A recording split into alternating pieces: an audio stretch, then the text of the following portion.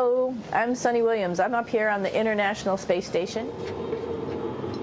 So this is Node 2. This is a really cool module. Of course, most of these modules you'll see they have 4 sides and they're put together. That way we could sort of work on a flat plane, either a wall, a floor, another wall, or the ceiling. But you know, again, all you have to do is turn yourself and your reference changes. The reason I'm bringing that up is because this is where 4 out of 6 of us sleep. And so people always ask about sleeping in space. Do you lie down? Are you in a bed? Not really, because it doesn't matter. You don't really have the sensation of lying down. You just sit in your sleeping bag. So here's one sleep station right here. I'm going in right now. You can follow me if you want. So I'm inside. It's sort of like a little phone booth, but it's pretty comfy. I've got a sleeping bag right here that we sleep in, so we don't have sort of like a little bit of a cover. We don't fly all over the place.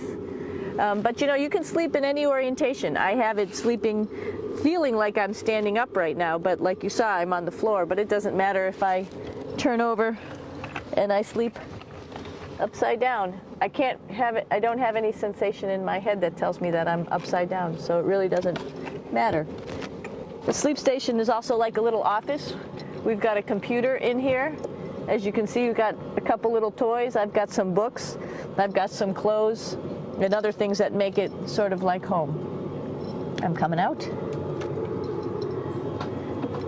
And just for reference, that's one sleep station. This one's another. Right here. There's one on the ceiling, if you want to call it. Right here.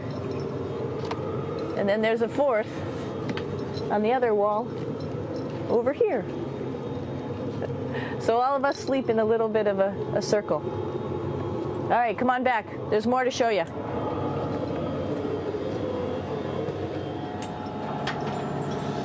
I know that there's some questions about how to use the bathroom and how do you actually live in space like normal, like at home. I mentioned real quickly about getting up in the morning and brushing your teeth and washing your face.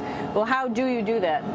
Well, here is the bathroom essentially. You get up in the morning and we have a little kit and it has all the essential things that you need, like your toothbrush and toothpaste and brush. See how much better the brush makes my hair look? I'm just joking. It still stands up straight. It doesn't matter where you are. It's always going to stand up straight while you're up in space.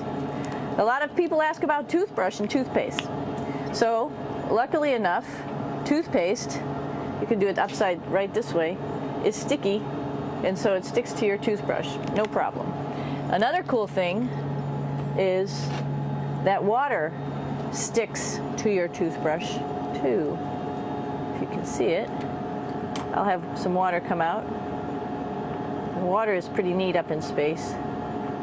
It'll stick to your toothbrush and it will make a big bubble, and that's just by surface tension. And then you can drink it. So a lot of people ask about what do you do with the toothpaste after you brush your teeth.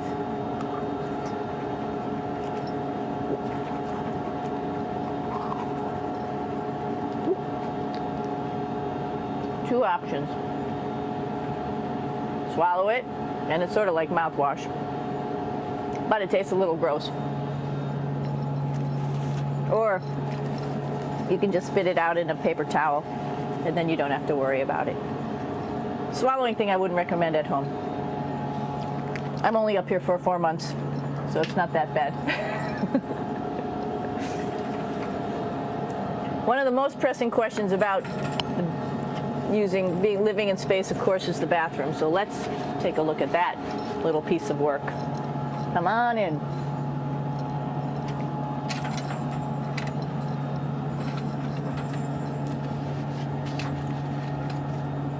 Here we are at the throne. This is awesome. You might see the little You might have noticed a little moon on the outside.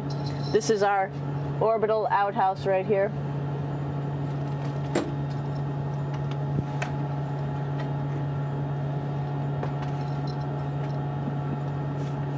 And of course, it serves for two functions. Number 2, right here. I'll show you.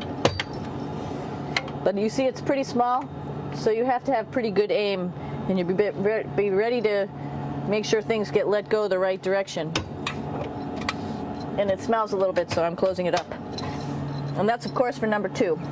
And this guy right here is for number 1. So they're sort of two slightly separate functions, but you can do a little, essentially both, by hanging on right here and doing number 1 and number 2. I might add it's color coded, so you really don't get it mixed up, which is nice. This is yellows for number 1. And also there's a selection of paper. People always ask about toilet paper. What do you do with toilet paper? What kind of toilet paper do you have? We have gloves, just because sometimes it does get messy. We have some Russian wipes, which are a little bit coarse if you like the coarse type of toilet paper. We have some nice tissues, which are nice and soft if you like soft toilet paper. We have Huggies, just for any cleanup. You know, we were all babies once, and this sort of helps. And then if things get really out of control, we have disinfectant wipes, just to make sure we clean up here. Because, you know, just like the water I showed you, the number 1 stuff can sort of go all over the place if you don't aim correctly.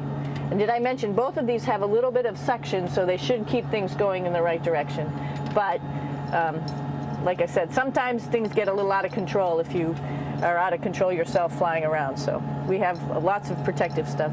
And of course, you do have your privacy. There's a little door.